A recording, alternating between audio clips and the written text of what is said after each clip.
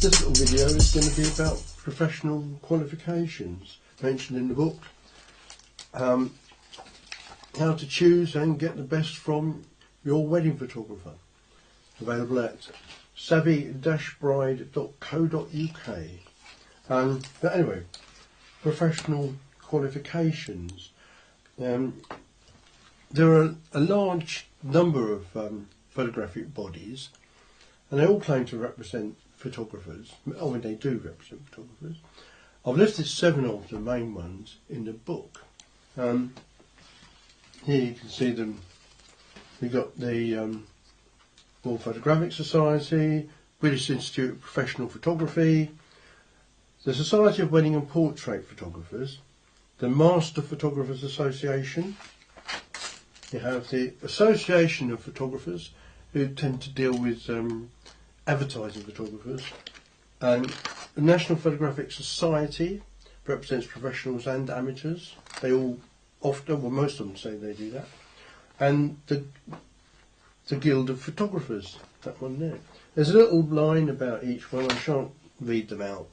If you go online, you can find out what they say about themselves. And of course, the search, if you go on web, will throw up a lot of other organisations that represent photographers, I'm sure. And you will meet photographers who belong to any or none of these organisations.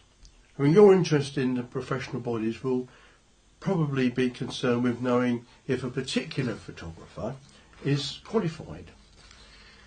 Sadly, there's no agreed standard that allows you to measure one photographer against another. It looks like there could be set standards because most of the qualifying bodies, they use the same names for their qualifications. So you get a licentiate, an associate and a fellow. But it doesn't mean that there's an agreed requirement in the photographic industry for these qualifications. It's just a name.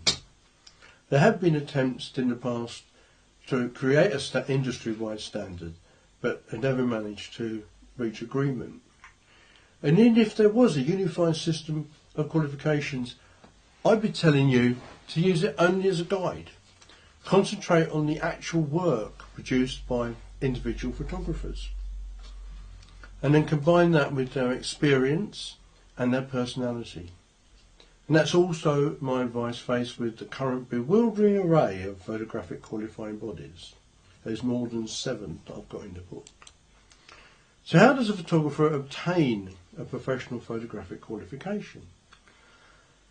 First, you have to be a paid-up member of the association or the society or the institute, whatever they call themselves. And qualification is achieved by selecting your own pictures and sending in a body of work, around about 20 photographs usually. And the selection panel assesses the work and decides what qualification, if any, to award.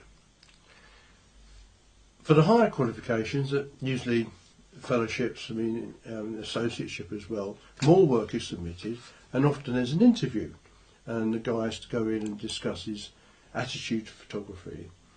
Some of the societies insist that their members are full-time working photographers, or at least get half their income from photography, but not all demand that. Some professional bodies attempt to exclude casual or part-time photographers, and that's on their application form, but it's difficult to police this rule, and the compliance of it depends on the honesty of the applicant. No checks are carried out. I mean, some professional bodies offer qualification in certain areas of photography. In this case, the photographer has to submit a set of pictures showing a specialisation in one area of work. And these categories could include landscape photography, commercial photography, press photography, advertising, architecture, portraits, and of course weddings. Unfortunately, there's nothing to stop a photographer promoting wedding photography when their qualification was in a different area. So for example, an architectural photographer, someone qualified as an architectural photographer, could use that qualification, because it doesn't say, it just says LBIP or ABIP or whatever. It doesn't say ABIP architecture. So that photographer could just use that qualification to put himself about as being a qualified wedding photographer. And really there's a big difference between shooting a wedding and shooting, say, interiors in a hotel or a product in a studio. So it can be important to establish what specialisation, if any, the photographer has qualified in. I'm sorry I can't say that photography qualifications are a foolproof guide to selecting a photographer. But one thing is certain: if a photographer has gone to the trouble of submitting work to one of the leading bodies and, of course, paying the membership fee, then that is a sign of a positive attitude to their profession, and that can only be a good thing. So that's sort of qualifications in a nutshell, if you like. I mean, in the book, I go on, after dealing with the qualifying bodies, we go on to talk about, we've done how you obtain a qualification, it's sending pictures in, and then we talk about redress for dissatisfied customers. Lots of the bodies offer a complaints scheme. It's there for you to follow through on if you want to, but unfortunately after a wedding, complaining about the photography is a bit late. It's very unlikely it's going to be put right.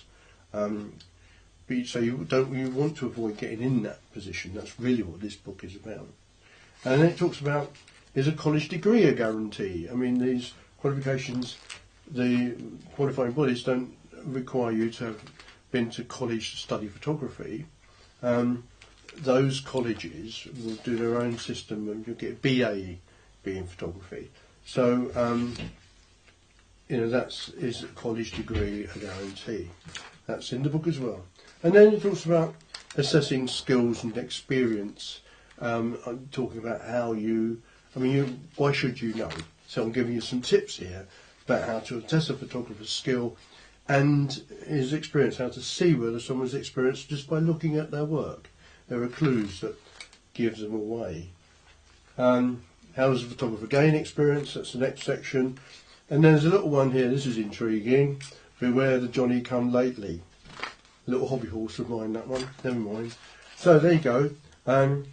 So I hope that's given you a clue about how the book works and kind of information that's in it for you. How to choose and get the best from your wedding photographer. www.savvy-bride.co.uk, and I hope to see you on my little list of satisfied customers. Thank you very much for watching. Be more to come. Bye bye.